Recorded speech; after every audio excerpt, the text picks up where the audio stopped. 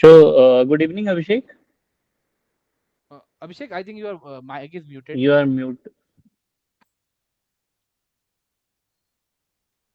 Am I audible, sir? Yes, fine. So we are audible. Am I audible to Yes. you? Yes, sir. So let's start. So Abhishek, introduce yourself to the panel briefly. So my name is Abhishek Inamdar. I am from originally Satara district of Maharashtra.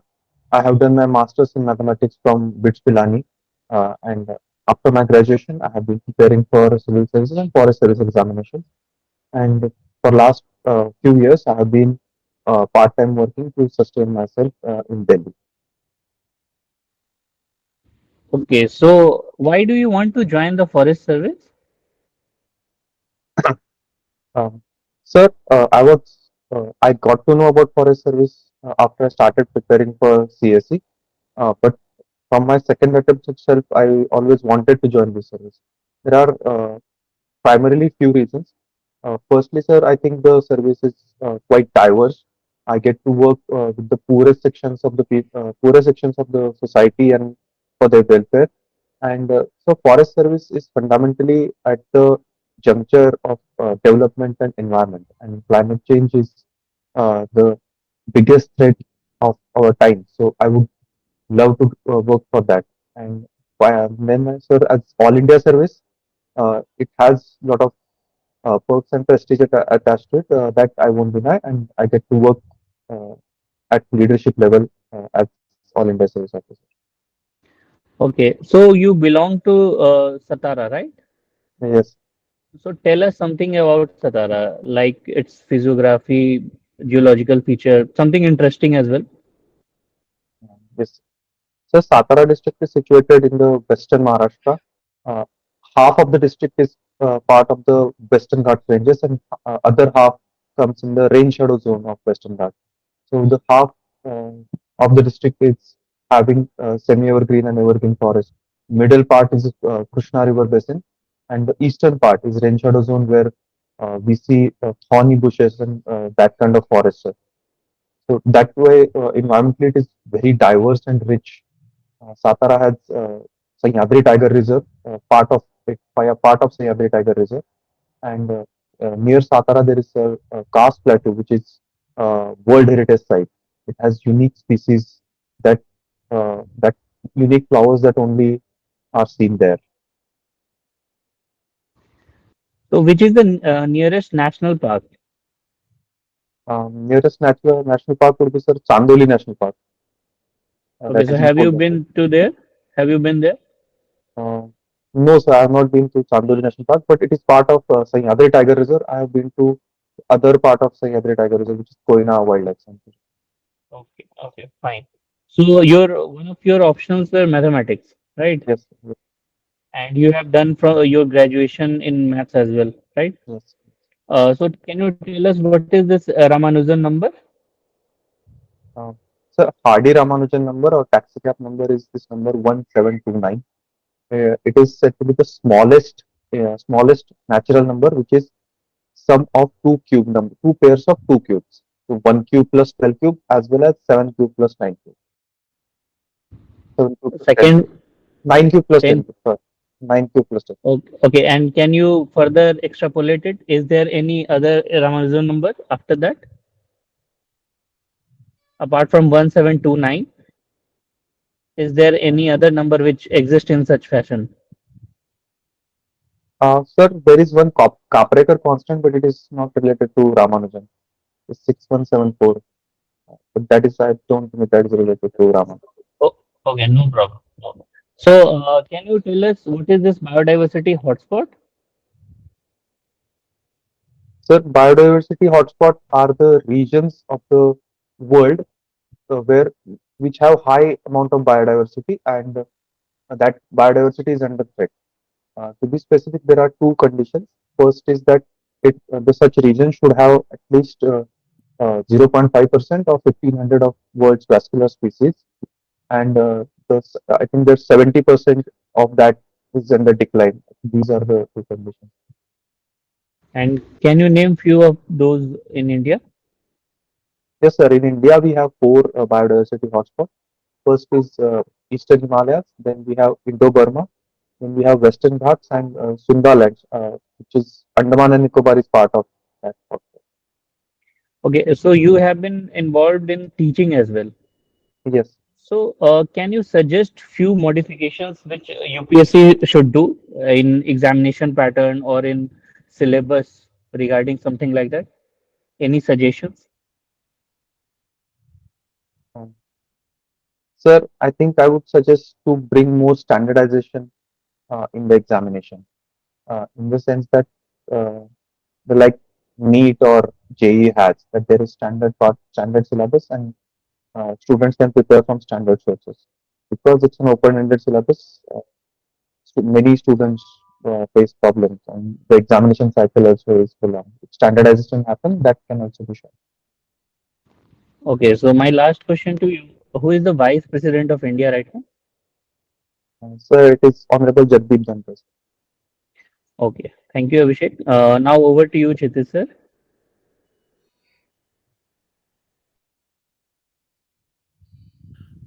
Yes, thank you very much. Abhishek, good evening. Good evening. Abhishek, imagine that as an IFS officer, you are part of India's delegation to UNFCCC. I'm sure you are aware of that, UNFCCC. So you've been asked to draft the Honorable Minister's address at the summit, and you have to highlight India's core concerns, ecological challenges, and vision, paint a vision for the future. So you can take a few seconds and talk about what could be the content of this address.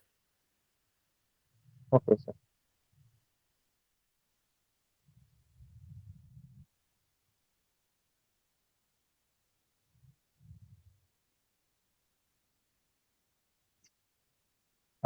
Sir, I think as a representative of India, I would like to highlight uh, the big challenge of climate change that is in front of us and how it is the collective responsibility of every one of us to act immediately. Secondly, sir, I would like to highlight what India has been doing in terms of our performance as per climate change performance index, in terms of our NDCs and how we are on track to achieve that. Thirdly, sir, I would like to uh, highlight the uh, principle of equity and justice that is lacking uh, when we come to climate negotiations, and how uh, historical emitters have uh, biggest role to play, and how finance and technology transfer has to be there, especially to developing and less least developed countries.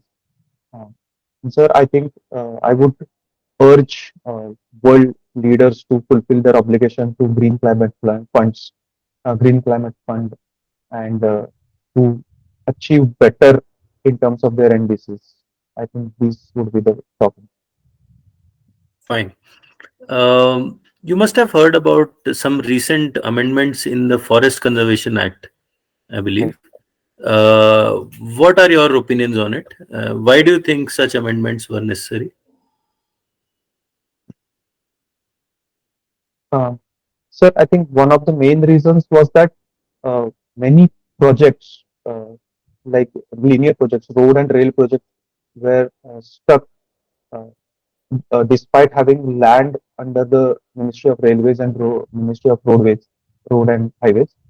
That projects were stuck due to the FCA, and I think the one of that is why the amendment says that all the forest which has been declared as non-forest before 1992, after 1980, but 1992, that can be that is exempted. I think that was one of the main reasons. And secondly, sir, because of 1996 government judgment of Supreme Court, dictionary definition of forest was all the forest which come under dictionary definition uh, came under this scanner of FCA, and it was delaying a lot of projects. So government wanted to specify what is exactly the jurisdiction of this act. These are the main reasons. So, uh, basically, you think that currently the Godavarman judgment does not apply to these projects?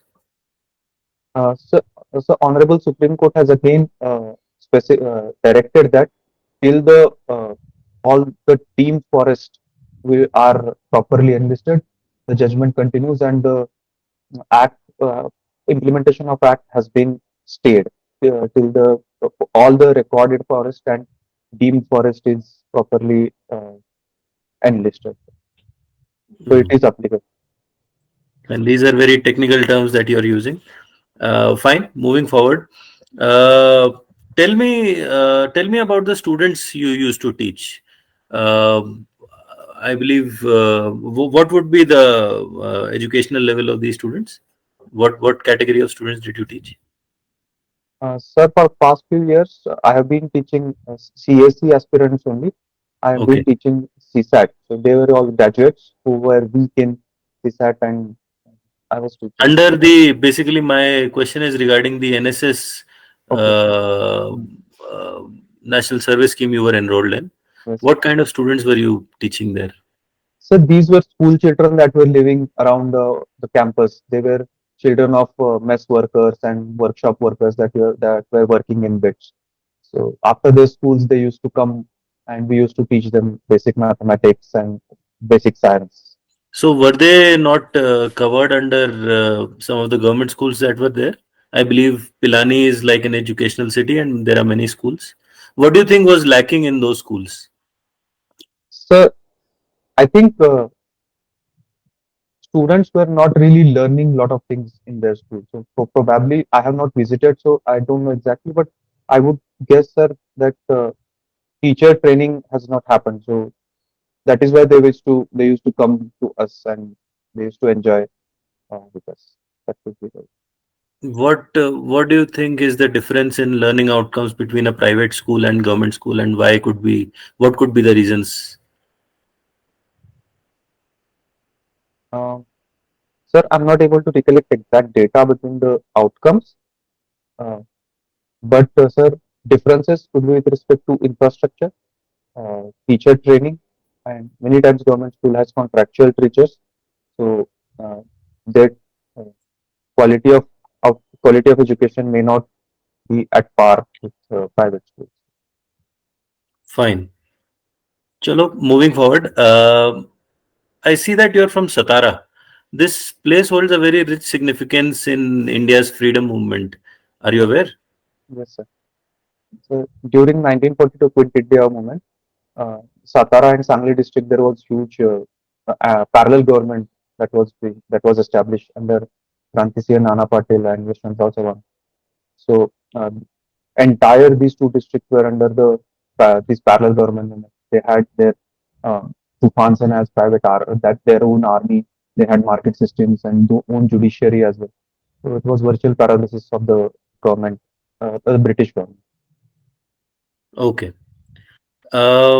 As a student of mathematics, I see that you're applying for a service which is basically core environment domain. What fresh perspective will you bring as a student of mathematics to the service as an IFS officer? Sir, uh, mathematics is said to be the mother of all sciences, and forestry being the technical subject, I think it uses a lot of mathematics these days. From statistical analysis and GIS that is being used for forest mapping, inventorizing, to forest mensuration, where from basic trigonometry to high-end tools like uh, mathematical modeling, statistical modeling is used. So I think, as well as we are living in the age of data, so I think there is scope to use a lot of mathematics. Optimization can be used to optimize many of the things, um, like where do we Are you put? aware? Are you aware of the term golden ratio? Yes, sir. Does it appear in nature? Uh, Sir, it does appear sometimes, but there are a lot of differing opinions on whether it is actually appearing or are we looking for it. That is why it is appearing to us. So there are difference of opinions between mathematicians. Okay, fine. Uh, have you ever met a field forest personnel, Abhishek? Yes, sir. What level of the officer was that person? Sir, I have met DCF of DCF. I have met RFO as well. I have met Forest Guard as well. all three Okay, reserves. wonderful. So, which means that you, since you have interacted with them, what, in your opinion, are some of the challenges that these gentlemen or women face in while discharging their duties?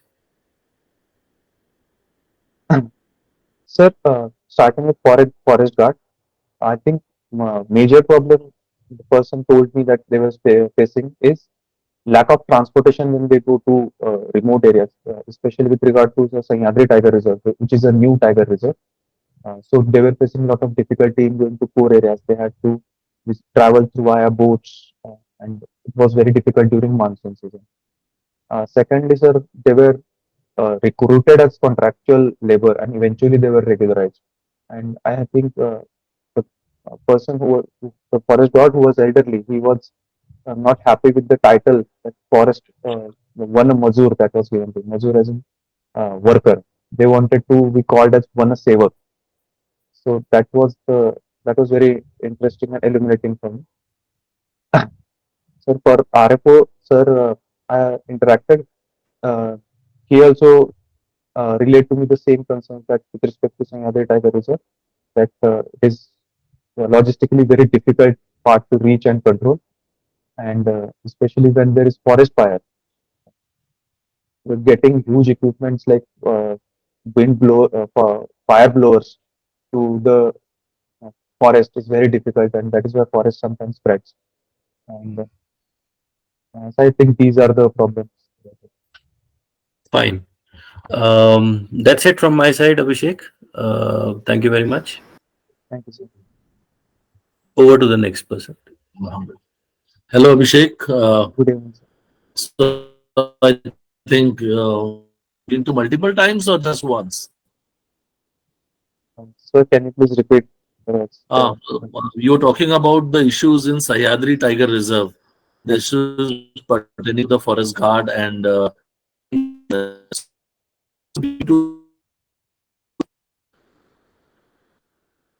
am I not audible properly? Yes, sir. Yes, sir. The voice is breaking. Okay, let me try again. So my question was that Abhishek, how many times you been to Sahyadri Tiger Reserve? Is it only once or multiple times? Sir, only once. Only once. But it's part of your district. So you must have read multiple things about the Sahyadri Tiger Reserve. Yes, sir.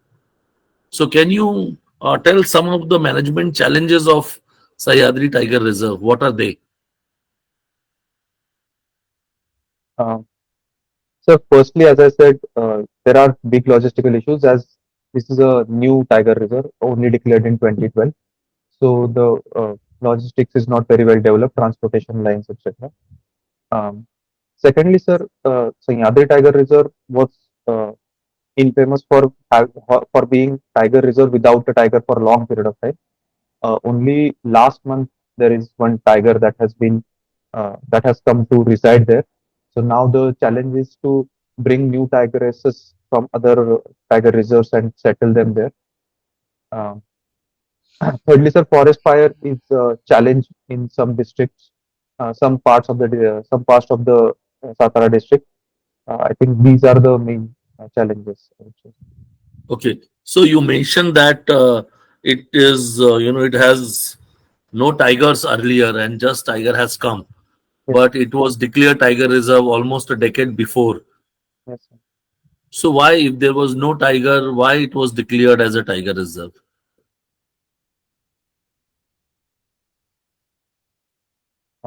Sir, I'm not exactly aware of the reasons, but if you permit, I could guess.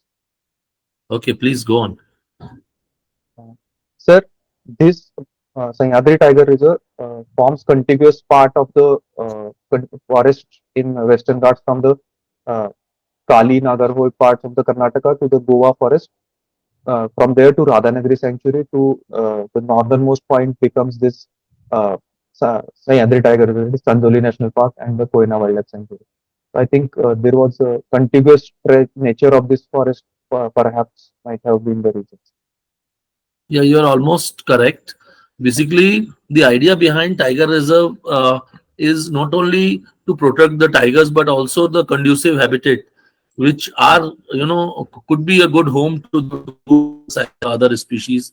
So not only this one Sahyadri, but there are other tiger reserve also, which has Yes, very less or no tigers, but they are very suitable tiger habitat. So the idea behind preserving them, that in future a tiger may come, or we can always introduce tigers there. So you're almost correct. thank Uh, you. do you know what exactly is endemic species? Sir, endemic species are those species which are found only in the particular region or ecosystems that are only found there. These are called endemic. Okay, so can you name a few endemic species of flora or fauna from the Sahyadri Tiger Reserve and that particular region? Mhm.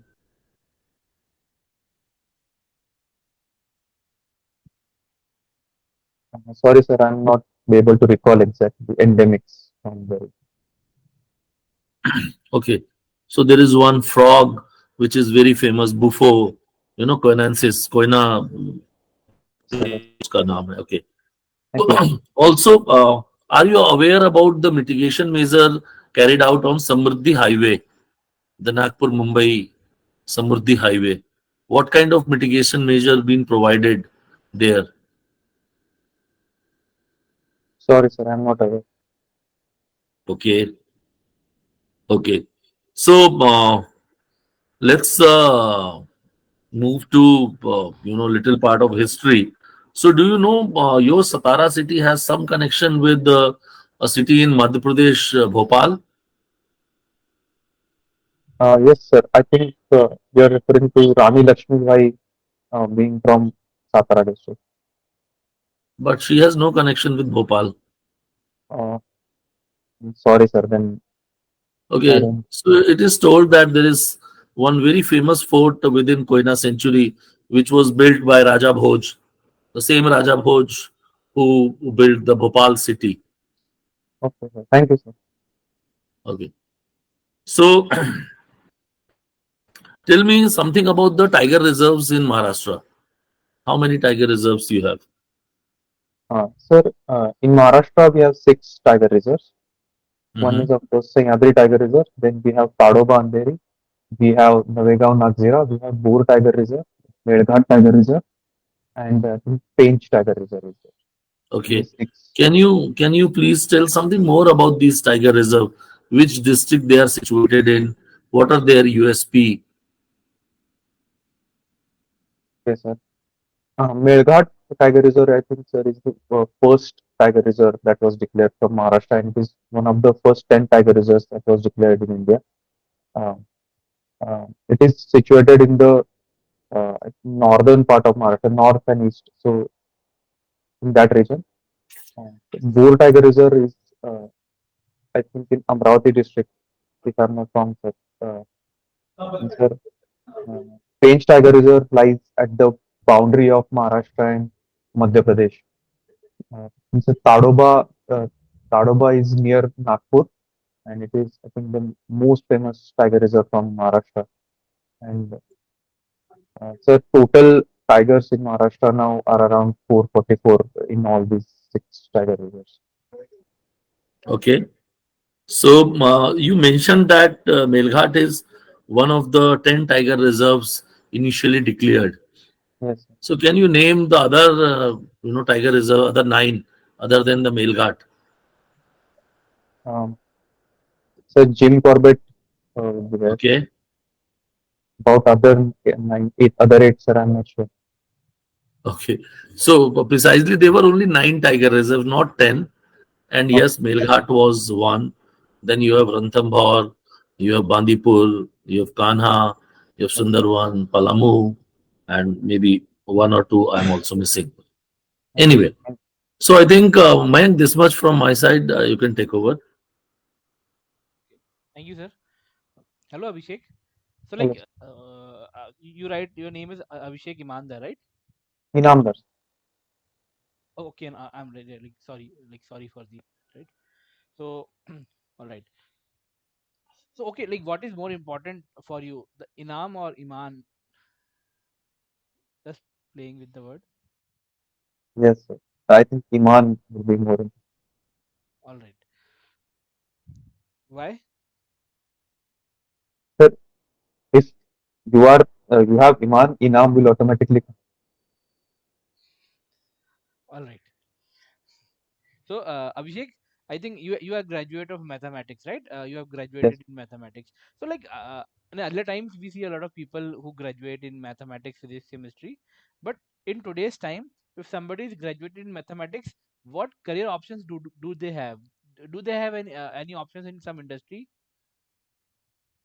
yes, sir, definitely. And so Like, can you today we are elaborate like in what industries or in what kind of role do they perform? yes, sir. Uh, so, for example, if one gets a master's and PhD in mathematics, there are multiple opportunities. For instance, sir, my friend who has done PhD in mathematics from in USA, and he's currently exploring job opportunities in Google and Facebook. All of these big companies have their R&D departments where mathematicians and physicists they are in high demand, sir, because they are developing technologies of tomorrow. So the best of the people are always in demand. So that is there. All right. So like that is mostly the computing interface, the mathematical computing part, right? Yes, sir. Not only computing, so many other aspects. So mathematics plus physics they combine and they may be developing future technologies with respect to space. So All right. there are many. All right. So Abhishek, like I just googled your date of birth. That is 20th of June, right? So some news, some. So like, firstly, have you heard about the term Blue Monday formula? It is linked No, with sir. your date of birth. Sorry, sir. I Okay. am not. Sure. All right. So like I would give you a hint that like some news, not some, but a lot of Western media they report. I don't know how scientific it is, but they report that this 20th June is the like is the happiest day of the year, right? Based on their survey or whatever. So like, can you think why 20th June could be the most happiest day of the year? So perhaps because it is the longest day of the year. 21st June is the longest day. Maybe it is linked to that. Maybe like more sunlight, more happiness, something like that. Yes, Anything probably. else? Anything else you can put your brain into? Sorry, sir. I'm not able to All right, connect. all right, all right. So, Abhishek, you are from Bits Pilani. Can you tell me the motto of Bits Pilani?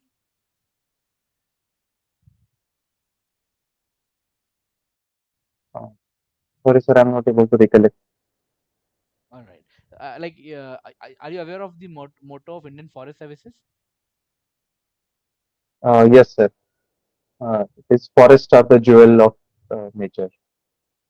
Okay, forest is the jewel of nature. Do you remember the Hindi version of it? Mm,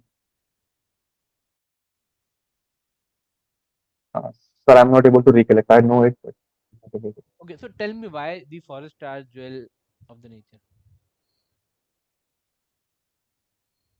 Sir, mm, forest make our Earth unique. I mean, we are. If we look around other planets and if we look around Earth, it is the water and the green forest that make our Earth unique. From there on to the role of forest in sustaining life on Earth, role of forest in sustaining nutrient cycles, role of forest in ecosystem services, role of forest in supporting the biodiversity. Uh, so in multiple aspects and all the ecosystem services, we can really call forest as jewel. All right. All right. So, Abhishek, I just want to give you another quote, right, related to nature. Like the quote, like nature protects if she is protected. So, do you agree with this? Do you agree with the quote? Nature protects if she is protected. Yes, sir, I do. So, can you think of few example where we can elaborate this quote using those examples? Sir, for example, if we protect our mangroves, then those mangroves would protect us from tsunamis, from storm surges, from winds that come from seaside, and the salt sprays that come from seaside. If you don't protect the forest there, if we don't protect the nature there or the pristine ecosystems there, then uh, they would ultimately harm us. All right, good, good, right? All right. So, Abhishek, like if I want, like if for an individual, if you have to, or for yourself, if you have to prioritize three qualities, right? That is ethics, intelligence, and hard work. All right. So, how will you prioritize them and why?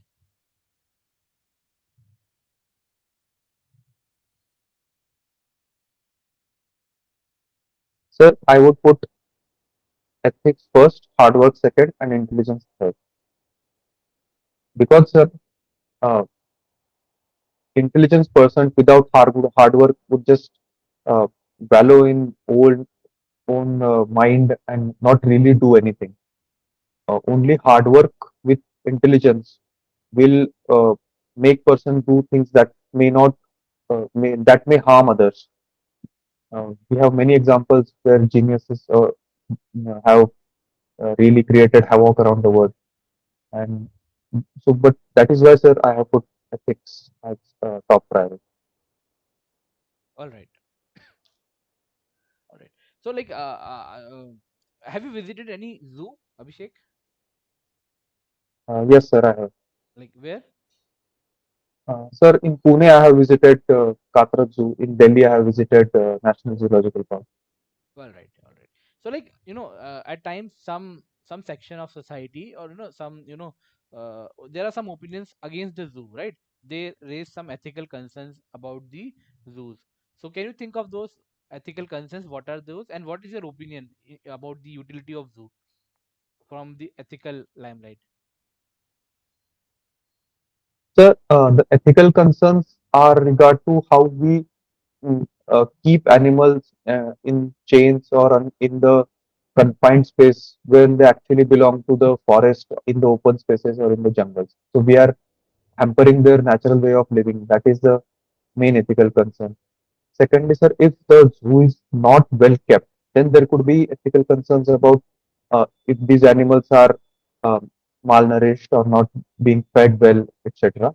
Uh, so, as far as my opinion goes, so I think while these concerns are valid, zoos play a very important role in our society. Apart from spreading knowledge about these species and raising ecological awareness, zoos are also important for conducting research development, conducting many studies, captive breeding. Uh, so there are multiple uses, multiple utilities of the zoo. All right, good, right? So, my last question to you is, like, have you heard about the man-animal conflict? So, can you throw some light about what species are involved in such conflict, especially in Maharashtra and other parts of Central India? Uh, Sir, in Maharashtra, main man-animal conflict occurs due to man-leopard conflict, and man-monkey conflict is there across India. Then, sir, we have uh, many uh, uh, many gores or nilgas that come in the fields. So these are the major. All right. So, like, have you aware what forest department or the government is doing to minimize such negative interactions? Yes, sir. Government has taken many initiatives. Firstly, sir, the uh, prompt reaction from the forest department if the leopard is fell somewhere or has been trapped somewhere to rescue that leopard. Secondly, sir, there is a law in Maharashtra for a prompt compensation with regard to if there is any injury to animals or injury to cattle or humans or death of humans. There is a law, so very quickly the department compensates the victims. So the issue doesn't flare up. So, all right, that's it from my side. Rajesh sir or Kshitij, you want to ask anything else? No, I think this much is good. That's it from my side as well. Sure, okay. So, all right, Abhishek, your mock interview is over, right? So, you can please leave the call for a few minutes, and then we'll call you back for the feedback, right? Uh, okay, sir. I'll take